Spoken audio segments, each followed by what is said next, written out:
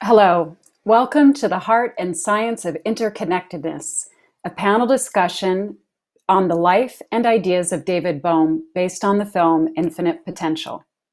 I'm Trina Wyatt. I'm founder and CEO of Conscious Good, a community-driven media platform where entertainment fuels personal growth and collective transformation.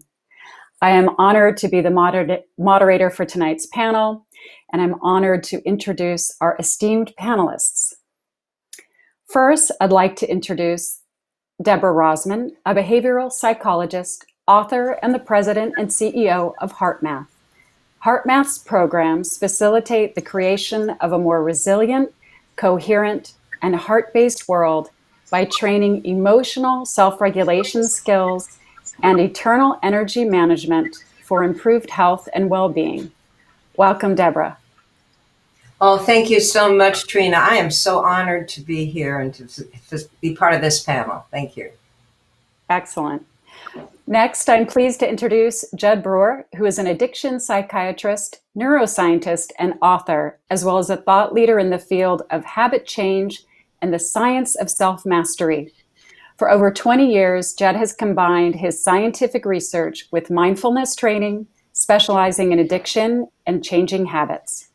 Judd is the Director of Research and Innovation at the Mindfulness Center, an associate professor at Brown University, and a research affiliate at MIT. Welcome, Judd.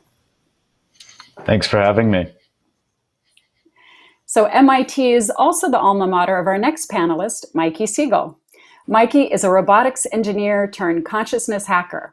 He is the founder of Consciousness Hacking, a leading organization at the intersection of technology, science, and spirituality. He's also the co-founder of the Awakened Futures Summit and the Transformative Technology Conference.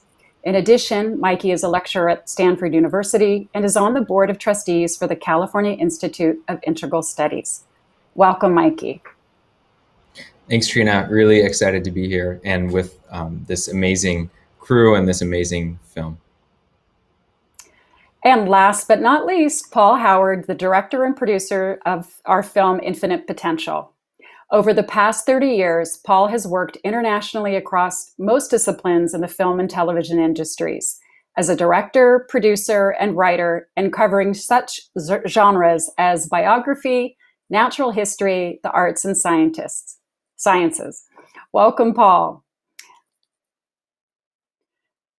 So I'd like to start off by saying thank you to Paul for making this beautiful and powerful film, and ask Paul, what inspired you to tell this story?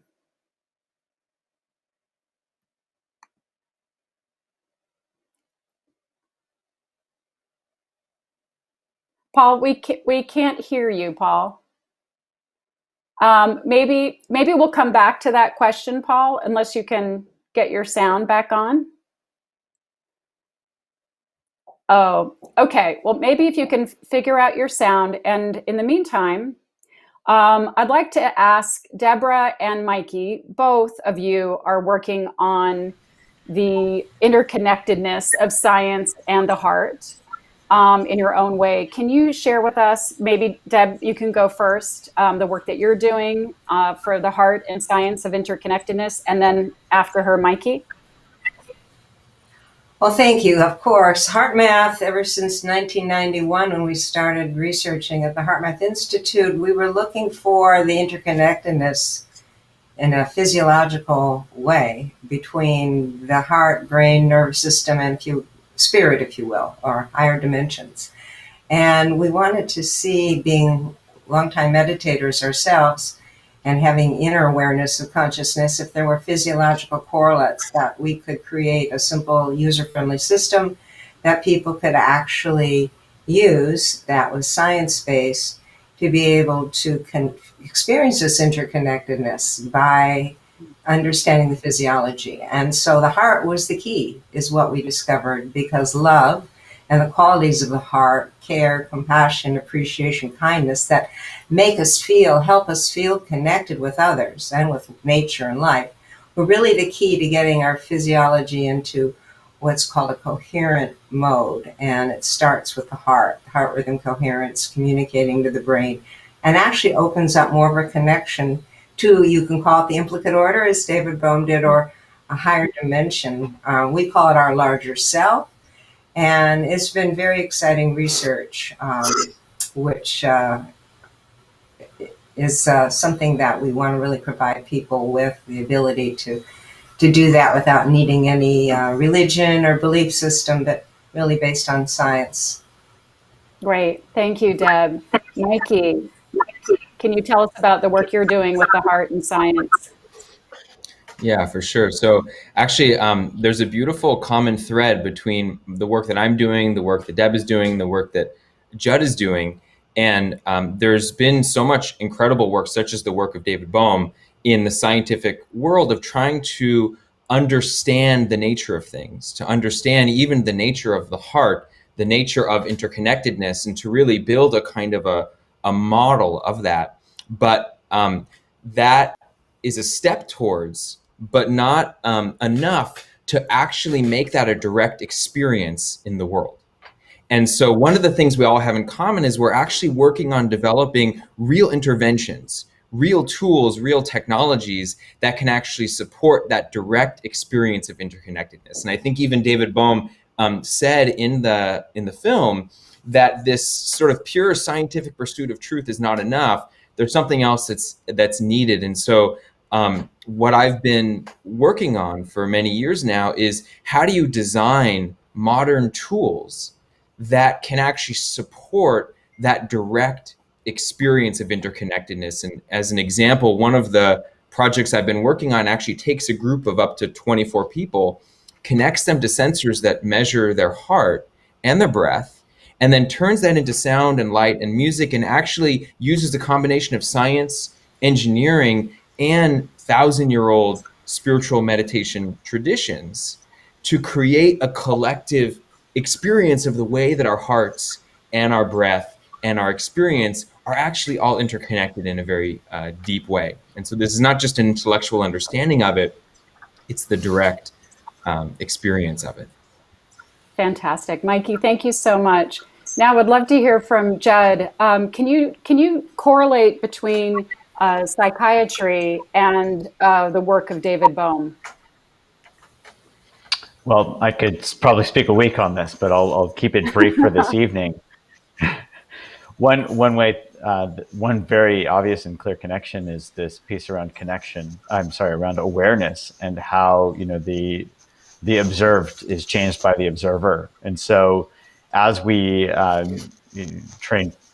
help patients start to observe their own experience, and this also connects very well with the mindfulness practices and even spiritual practices, where we're training people to observe their inner sensations, their emotions, their thoughts, etc. As they start to become aware of these, this actually changes their relationship to them. And of course, in psychiatry, this isn't, there's a lot of emphasis on helping people, overcome pathology, but also there's a growing branch of kind of positive psychiatry where we're helping people realize their potential and flourish. And I think both of these, from the helping of the pathology to moving toward flourishing, all of this really comes together through awareness and seeing inner experience and really changing our relationship through it through that observation. Wonderful. Thank you so much, Judd. Well, I want to circle back to Paul. I think his audio is now working. Paul, can you tell us what inspired you to tell this story? Well, something, Trina, just watching the film again tonight, even I get more and more out of this film every time I see it. And so many people from around the world have expressed that very idea to me, that, it's not just one viewing. A lot of people have gone to 3 and 4 viewings, and they're getting more out of this film all the time. So that's a great honor for me to hear that, and it makes the time, the effort that we put into this production so worthwhile. Well, getting back to your question, I found David Bohm in a little village in Italy about 12 years ago. And when I was introduced to his ideas, I felt I had found a fellow traveler, one who had journeyed on the road less traveled. searching to unlock the secrets of life, the universe, and our place within it. And that really aligned with my own view, because from a very young age, I felt deeply and intuitively that there was a reality beyond the everyday reality that we encounter in our world of space, time, and sensory perception. I always felt that this three-dimensional world that we occupy is like a kind of projection from a deeper order. So when I found Bohm and his brilliant insights into the nature of reality and consciousness in particular, his ideas aligned with my deeper intuitive sense. And I also felt that Bohm gives us, in a way, the most coherent picture of creation and of the universe, and shows us through this idea of undivided wholeness that we are all interconnected. And I think that the implications of that are immense. So I had to make this film. You did. So great. And we're so happy you did, Paul. Thank you. So this is a question from our audience, and I'm going to ask Deb to answer it. What's the biggest difficulty you've faced when trying to bridge science and consciousness in your professional practice? I think the biggest difficulty I faced, and we each face as individuals, that we can't get beyond is what we call self-regulation. You can have experiences that can give you the idea or the feeling there is something beyond, excuse me. But to really open that gate, that access, and sustain it requires some emotional self-management, requires us to get in alignment. And that's really what HearthMath has done. And our research is like, what do people need to do? Because lack of self-regulation, I think, is the biggest problem in humanity. And then we default to our mechanical habits and stressors and our limited third dimensional thinking that keeps us boxed in and separate. So when we can learn to ask. Yeah, sorry, I was just getting what you said. I wanted to get Judd's response to that, if he thinks that's the biggest the crisis facing humanity right now. Judd, would you agree with what Deb said? Well, I think that's one of the pieces. So yes, and I think these. I mean, the film really highlights this. What did Einstein say? You can't solve a problem with the same consciousness that created it. And so here we really have to look beyond, this limited heuristic that we're boxing ourselves in with. Yes. Great. Now, a question for Mikey. This is from Richard Miller. What are the implications of Bohm's wholeness theory for dealing with the COVID pandemic? Great question. I'm not sure I'm qualified. Thanks, though, Richard, for thinking of me. But I love taking a stab at it anyway. I will just say that so many human endeavors, so many human systems, ways of trying to understand the world and our place in it, including the mainstream medical system, takes a very compartmentalized, a very sort of separate perspective, where the individual and even the illness, even the tumor that is sick, is considered separate from the larger interconnected system as a whole. And my sense is that the medical system and our approach to the COVID crisis, like so many other human systems, would profoundly change if they were seen and deeply understood and then governed from that real direct understanding of their inherent interconnectedness. Beautiful. So here's a question from Corinna McFarlane, and I'd like Paul to address this. She says the phenomenon whereby Robert Oppenheimer issues a directive, if you can find no error in this paper, say nothing. And his colleagues complied. It is pretty mystifying. Can you address that? Well, I think that one of the big issues at the time was that Bohm was caught up in this McCarthy investigation into leaks at Los Alamos and so on. And Oppenheimer himself actually organized a group at Berkeley which were interested in what they called the Russian experiment. And in fact, Robert Oppenheimer himself had communist leanings. And Bohm, unfortunately, because he was tainted and had to go in front of the McCarthy inquiry, even though he was finally acquitted, he still was tainted, so that his peers at Princeton and the elite that he was associating with at the time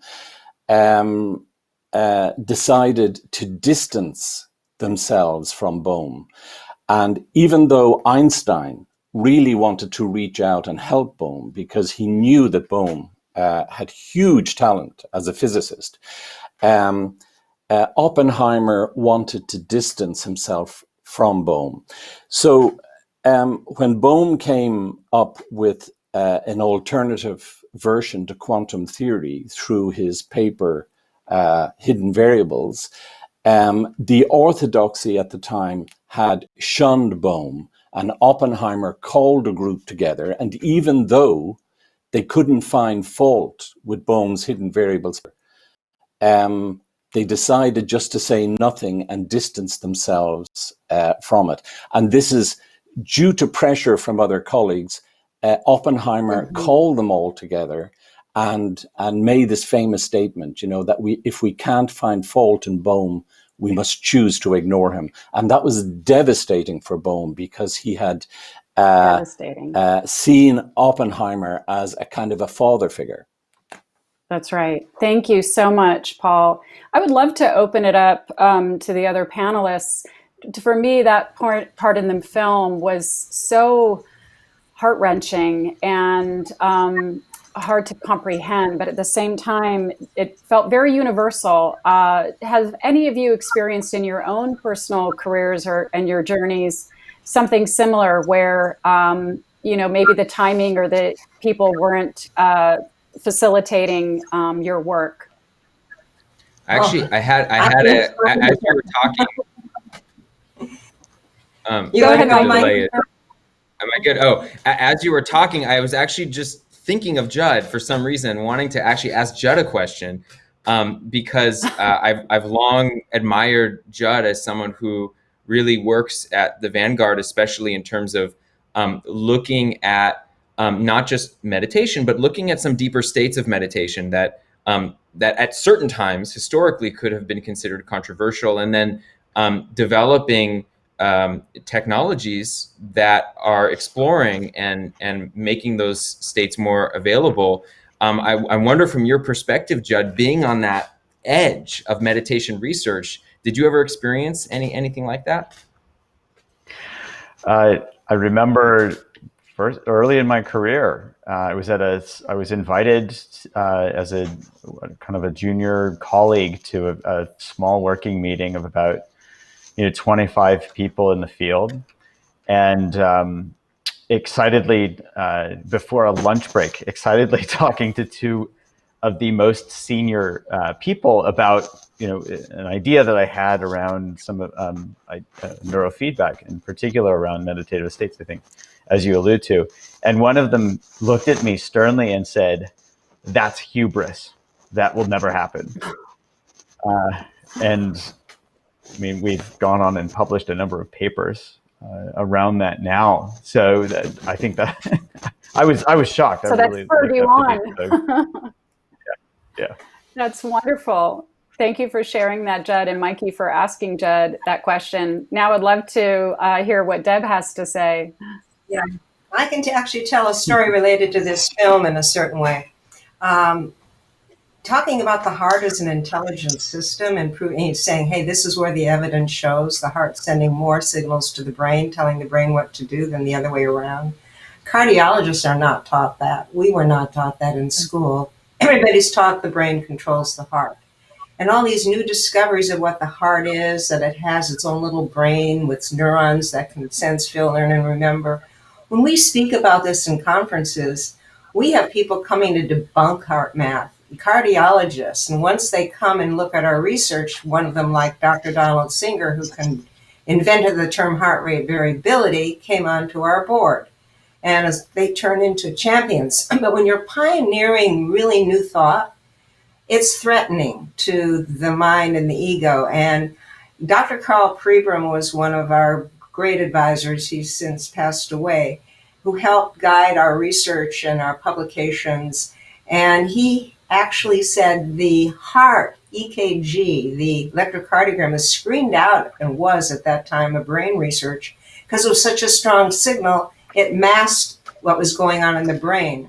But when we brought back in the heart, looking at fast Fourier transforms and what the heart rhythm pattern does and how it entrains or affects the brain, and looked at the state of heart rhythm coherence, lots of new research for us and others opened up in terms of how the heart, brain, spirit really could connect. And here's the connection of the film.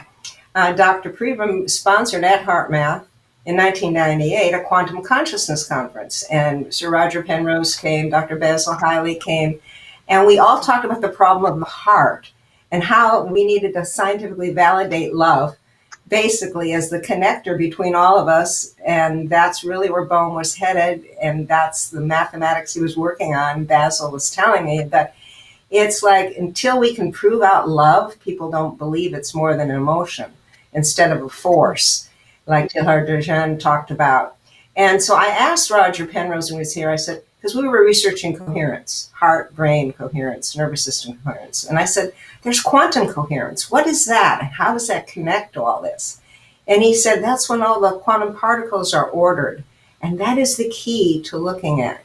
Because when photons are in sunlight, they're laser-like, they're coherent. Coherence is the key to being able to prove and take David Bohm's work and bridge the implicate order and the third dimensional order. And we're still looking, people are still looking to how to do that, whether it's string theory or dark energy or all this. But the key is us humans, we can get heart coherent. We can put out more love and care and manage our emotions and get more internally coherent and begin to access the implicate order ourselves, step by step. But it does take choice to shift to the heart. So I'm really excited this film, thank you, Paul, for doing this, is going to open the door to the next level of research. Thank you so much, Deb. So modern technology and science, but I'd love to ask Mikey, is modern technology in conflict with the heart and consciousness? Can you address that question? It absolutely can be. It just as David Bohm said in the movie, this the scientific pursuit of understanding by itself is not enough to create a positive, uplifting, evolutionary change in the world. That scientific pursuit can be used just as easily to create harm, right? And in the same sense, technology is not inherently a positive or a negative force. It completely depends on the way that it's designed and the way that it's used. And so we are living in a technological environment that is very dissonant, a technological environment that was not designed to be nurturing, that was not designed to support well-being. In many cases, it was designed to make a profit, to be functional in certain ways, to disseminate information, but not for those deeper purposes. And so this possibility, which has been explored by folks like Deb and Judd, of creating tools that are created from the same place that meditation and yogic traditions have been designed from, but using modern science and modern technology, well, then you have the capacity for profound powerful, deeply transformative technologies. Beautiful. That's so inspiring. And it's a great segue to this question from Charlie Sussman. And maybe, Judd, you could answer this. What is the role of love in a theory of wholeness that might allow humans to connect in a way that will make it possible for us to solve problems at a global level? Great question. So I think here, if we look at the effects of love, so you can compare, our brains are set up to compare different, choices. Our brains are going to choose the choice that is more rewarding. And if we look at love and we compare it to divisiveness, for example, so connectedness versus divisiveness, connectedness it feels better. We've actually done studies on this. Joy, for example, feels better than fear. It's probably a no-brainer. But my labs even looked at some of the neural mechanisms that underlie the processes, such as loving kindness meditation, part of a ancient tradition, finding that these self-referential brain networks get really quiet when we're practicing this connected type of loving kindness practice. And at the same time, we can feel this experientially. You don't need an fMRI machine to know this directly. If somebody's kind to us, it just feels better. And that connectedness, I think, is going to be how we can all work together. Whether it's, we saw a thread of this at the beginning of the pandemic, and then it kind of dissipated a bit, where we as humans realized we're all in this together, and then we started working together, and it was just this beautiful thing. And then, at least in the US, it got politicized, and then the divisiveness came back in. So we can even see this. And I think this is where this love is going to be what helps us come together to bring our collective consciousness, our collective expertise together, and actually work together to solve these large problems, whether they're environmental or even medical, like the pandemic. Yes. And I do want to tie that in with Paul and the film and your process in making this film. Is the hope that you had at the beginning of the film, the story and the impact, was that consistent? Did that grow, or did that change by the time the film was completed? Well, I think that, it was I suppose, a question of growing with the film. I mean, when you're making a film, you start off with ideas and the ideas develop. And, there was so much in Bohm to deal with. And there's a whole other aspect of Bohm as well that we couldn't even deal with in the timeline of the film. But, just to, I guess, answer the question, I would like to echo that we are all in this together, and that I think that the COVID pandemic has shown us how we do need each other and how we can support each other through difficult times. And I think that the film in many ways is echoing that,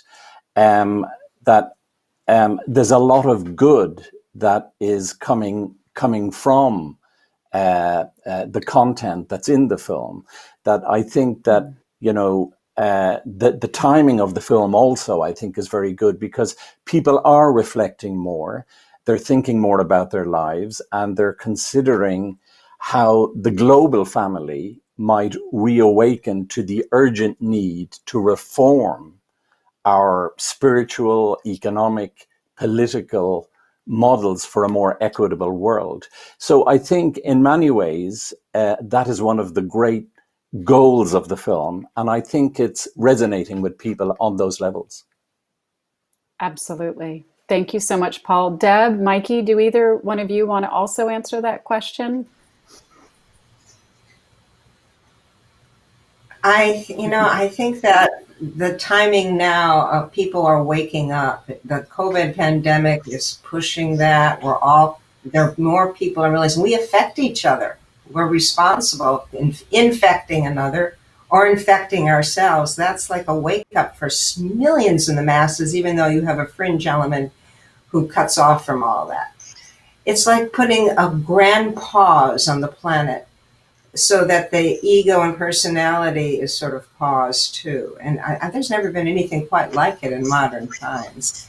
I think there's some larger design here.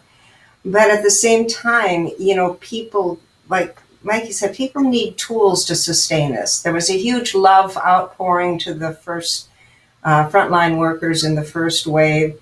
People's hearts opened up. They were kinder to each other, but they got a glimpse of what could be.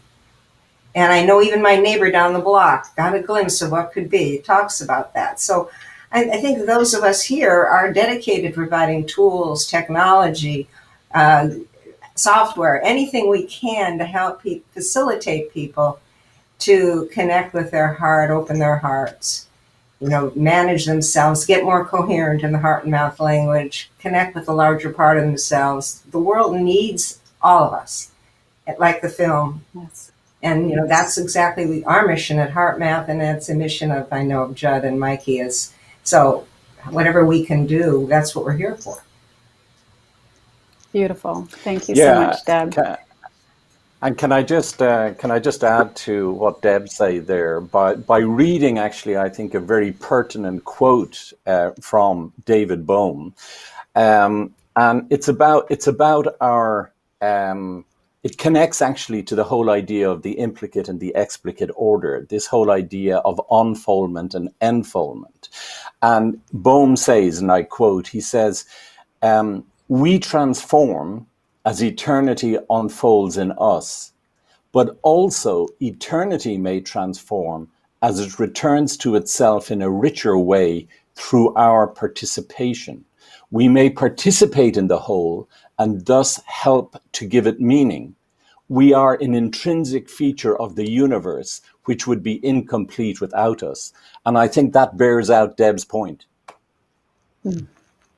Beautiful. What a quote. I love that.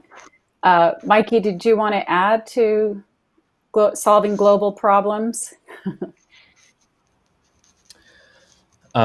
There's a quote that I love that I will say often in relationship to this work around consciousness hacking and other work, and it's this idea that we are what we build and we build what we are. That there is an inseparable link between the intention and consciousness that creates and that which is created.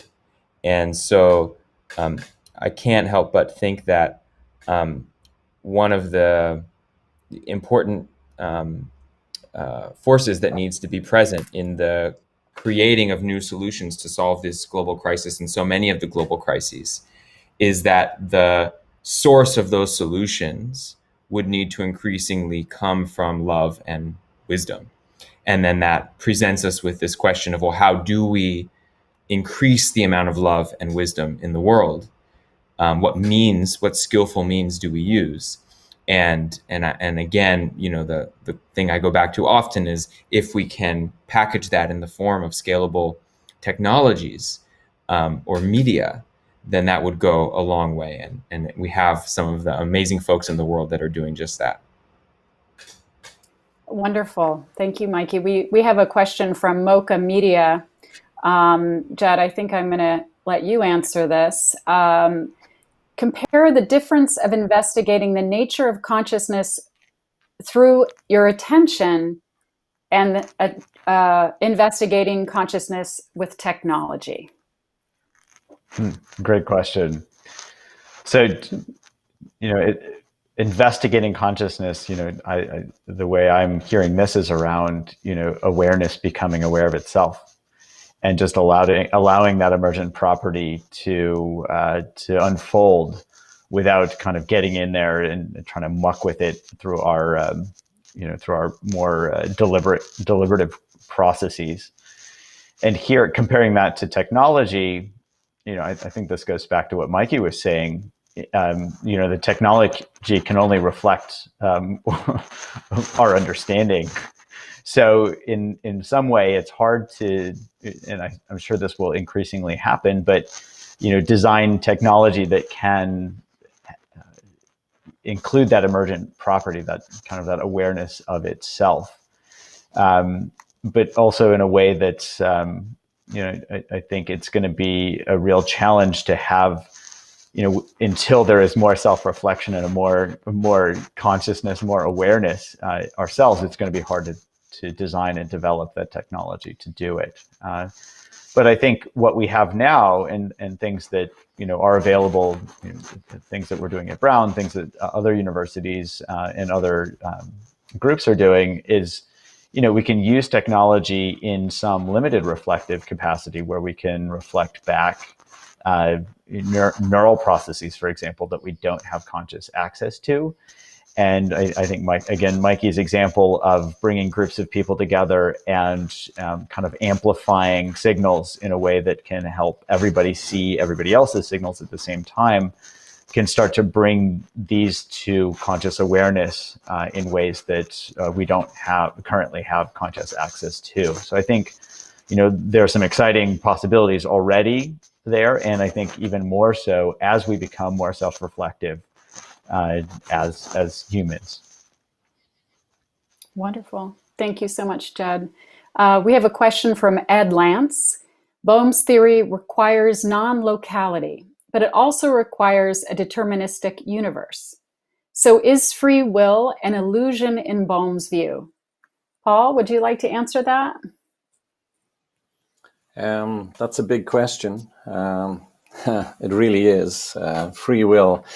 I think that, again, our intention, what we desire, if it's invested correctly, I think it can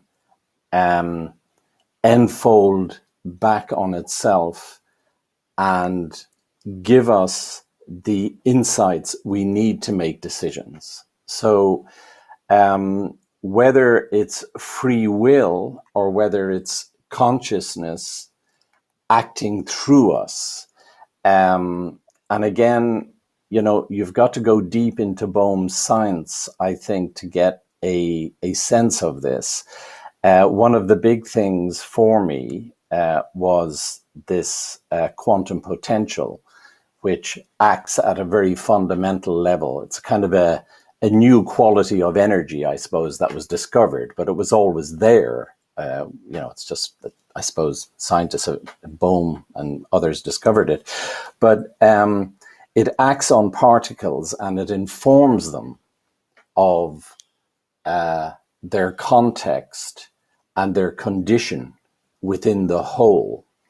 Now, you've got to then say, well, if our intentions are aligned, that can kind of go back into this potential and it can express itself as, we'll say, in a better decision or a not so good decision. So I'm not sure where free will actually comes into this myself. I would see it more in the informing actions of a deeper potential, which is consciousness acting through us. Beautiful. I love that. Deb, would you like to comment on, is free will an illusion? Can a member of the collective experience or have true freedom? Well, it's really interesting. I don't know how many of you know of, I wrote this down actually, May Wan Ho, The Rainbow and the Worm, her book. She talks about quantum coherence, which defines any living system. And she says it maximizes both global cohesion and local freedom. So it's both the order and the freedom to choose. And it allows for free will. So how does nature do that? And she proposed a whole thing that a coherent electromagnetic wave into the local field environment that communicates to others, there's that resonance. It opens us up to new perspectives. So our choices in love are based more on what's good for the whole than our choices based on fear and separation. So we all have the choice at any moment. what to think, how to react, or, even the mechanical ones. That's part of what we call self-management or self-regulation. So the HearthMath, what we found was how do we provide tools and technology? That's where we created our heart rhythm coherence feedback technology, the inner balancer M-wave, to help people regulate, get into that state that love creates, and be able to access more intuitive guidance from the heart to make choices that are more wholeness, awareness related. So it's partly mindfulness, like Jed's saying, becoming aware of awareness, and then it's lifting our vibration, which comes through heart connection, so that we actually perceive new options and make choices that are highest best for others as well as ourselves. And that lifting of the vibration of global consciousness is, so when I've been involved in David Bohm dialogue groups, that's what we were all trying to do. How do we get into a place where intuition could come into it individually and collectively? And I think that becomes the next level of investigation. We call it social coherence. There's not going to be a global lift of global coherence that lifts everybody in this another dimension until we learn to get along with each other. And so how do we facilitate that? Deb, I was just Beautiful. going to pick up on your point there, if I may, Trina. I was just going to ask you, is your work, do you find much more effective in groups or on a one-to-one kind of basis? Because, when you look at the world today and you look at the levels of incoherence and fragmentation and so on, you're dealing with deeply embedded, conditioned patterns that come from whatever cultural environment or social environment you grew up in. And I note you mentioned Bohmian dialogue there, that I think it was really in groups where people who had very different points of view can come together. And once they start inquiring together, the possibility of new perception opens up. I think that's kind of more or less the pointer on there. It's Great. true. And yet how fast that can happen really depends on the collective vibration. So the more we help people get in their heart first and get their heart brain aligned, get coherent, the quality of the dialogue goes to a whole nother level because they're more connected with their larger self, their intuitive guidance, and then you have real co-creation. So much of dialogue when people are still dealing with their issues is at a lower level, even though it's still a step. Fantastic. We just before we wrap, I'd love to loop Mikey and Judd into the dialogue that both Paul and Deb have been having, which I'm thoroughly enjoying. Would either of you like to jump in and comment on Judd? Well, I'd love to ask Paul a question, if that's okay. Paul, I was intrigued by the quote, the Bohm quote that you read to us a few minutes ago, and around this, unfolding and enfolding and the availability of information. And I wonder if this relates to this question around free will. Is that information always available? Is that what Bohm was talking about? And is it a matter of accessing that information? And that's, where these emergent properties come from. And does that give an indication of, and how do you see that relating to the question of free will? Well, I think, again, it gets back to this whole idea of intention and perception.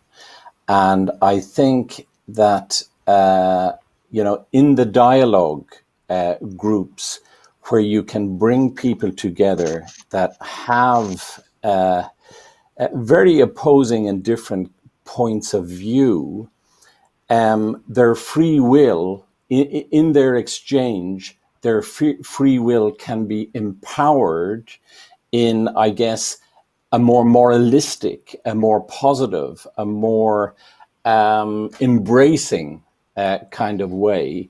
Whereas if you're lost in a kind of a deeply embedded prejudicial structure that, you know, very often we all are when we, depending on the kind of backgrounds we grow up in. And you've just got to look at the level of conflict in the world, the unenlightened minds that are operating in the world. I think this all gets back to consciousness. It's the informing potential within consciousness that if our intentions are good, they enfold back into the potential and they can re-emerge in a very positive way. And David Bohm, I think, left us with so many tools to tap in to that sort of, to our notions of free will or not being free. That's wonderful. Wow, this has been so enjoyable. And I just wanted to let all of the panelists know that we had about 1,600 people in the chat.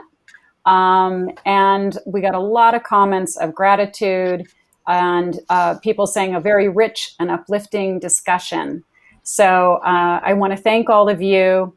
I want to also, thank our audience for joining us. And thank you, Paul. Thank you to the panelists. Thank you to Counterpoint Films.